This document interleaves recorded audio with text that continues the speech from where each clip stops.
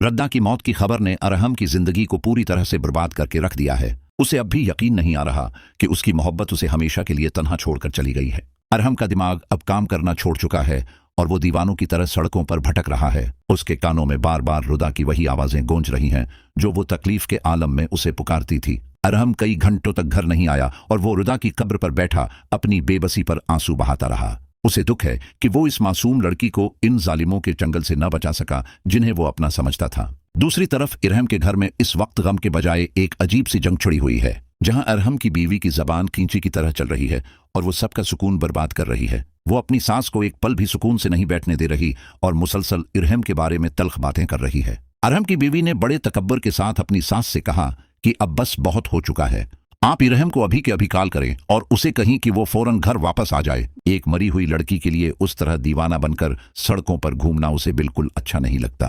वो क्या साबित करना चाहता है कि उसे अपनी बीवी से ज्यादा इस रिदा की फिक्र है। इरहम की मां जो खुद पछतावे की आग में जल रही थी, वो अपनी बहू की ये बदतमीजी देखकर रोने लगी। उसे अब वो वक्त याद आ रहा था जब उसने अपनी जिद में आकर इरहम का रिश्ता ऐसी संगदिल लड़की से करवाया। उसे एहसास हो रहा है कि उस लड़की के दिल में किसी के लिए हमदर्दी का एक कतरा भी मौजूद नहीं है। इसी दौरान जब अरहम घर में दाखिल हुआ तो उसकी हालत देखकर कोई भी तड़प उठता, लेकिन उसकी बीवी के चेहरे पर जरा बराबर भी दुख या मिलाल नजर नहीं आ रहा था। जैसे ही इरहम अपने कमरे में पहुंचा, उसकी बीवी ने उस पर सवालों की बारिश कर दी, जिसे सुनकर इरहम का गुस्सा एकदम ज्वालामुखी की तरह फट पड़ा। अरहम ने अपनी बीवी का हाथ पकड़कर उसे झंझोड़ा और कहा कि तुम क्या समझती हो कि मैं अंधा हूं? मुझे सब पता चल चुका है कि तुमने और मेरी मां ने मिलकर रुदा के साथ कितना बड़ा जुल्म किया है। तुमने उसे जीते जी मार दिया और अब तुम चाहती हो कि मैं खामोश रहकर सब कुछ बर्दाश्त करूं। अरहम ने उसी वक्त अपनी बीवी को धिका दिया और चलाकर कहा कि तुम अभी उसी वक्त इस घर से निकल जाओ। मैं तुम्हें तलाक देता हूं और मैं तुम्हारी शक्ल भी दोबारा कभी नहीं देखना चाहता। अरहम की मां यह सुनकर सहम गई, लेकिन इरहम की बीवी ने एक जोरदार कहकहा लगाया। उसने इरहम की आंखों में आंखें डालकर बड़े मुकाराना लहजे में बात करना शुरू की। उसने कहा कि इरहम, शायद तुम भूल रहे हो कि तुम किससे बात कर रहे हो। ये घर जिसमें तुम खड़े हो, ये अब कानूनी तौर पर मेरे नाम हो चुका है। शादी से पहले मेरी मां ने यह घर मेरे नाम लिखवाया था और तुमने खुद दस्तखत किए थे। इसलिए अगर इस घर से कोई बाहर निकलेगा तो वो तुम और तुम्हारी मां होगे। तुम मुझे तलाक देकर मेरा कुछ नहीं बिगाड़ सकते, क्योंकि अब तुम मेरे घर में रह रहे हो। यह सुनकर इरहम के पैरों तले से जमीन निकल गई और वो बिल्कुल खामोश हो गया। उसे एहसास हुआ कि वो कितना बेबस हो चुका है और इस औरत ने उसे पूरी तरह बर्बाद कर दिया है। इधर साकिब के घर में भी हालात किसी मैदान जंग से कम नहीं लग रहे हैं। जारून जब साकिब के घर पहुंचा तो वहां राशिद को देखकर उसका खून खोलने लगा।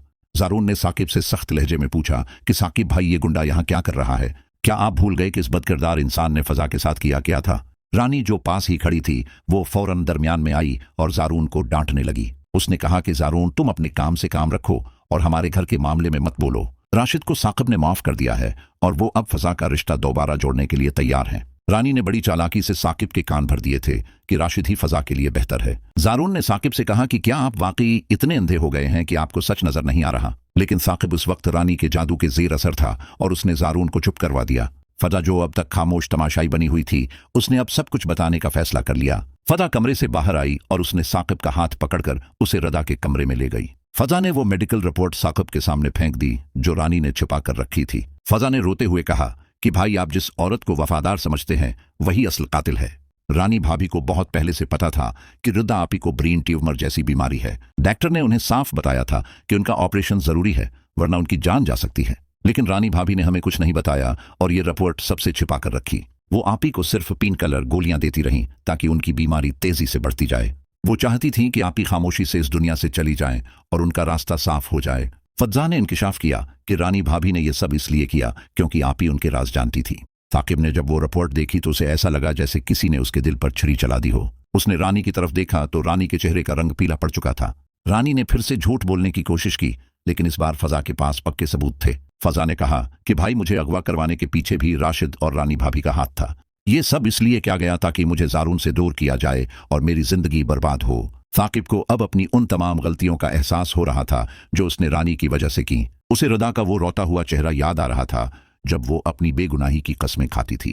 साकिब का गुस्सा अब रानी की तरफ मड़ चुका था और उसने रानी को गिरबान से पकड़ लिया। अब शिकंजा पूरी तरह से रानी के गिर्द घिस चुका है और उसका इंजाम करीब है। एक तरफ इरहम अपनी बीवी के हाथों सड़क पर आने वाला है और बहुत परेशान है। दूसरी तरफ साकिब को अपनी बीवी की असलियत पता चल चुकी है और वो उसे छोड़ देगा। कहानी अब इस मोड़ पर है जहां हर गुनाहगार को अपने किए की सजा मिलने वाली है। मासूम रद्दा का लहू अब रंग लाने वाला है और सबके राज फाश हो जाएंगे। फजा ने अब ठान ली है कि वो किसी के सामने नहीं झुकेगी और सच का साथ देगी। जारून अब तमाम दुश्मनों को इंजाम तक पहुंचाएगा जिन्होंने उनका घर बर्बाद किया।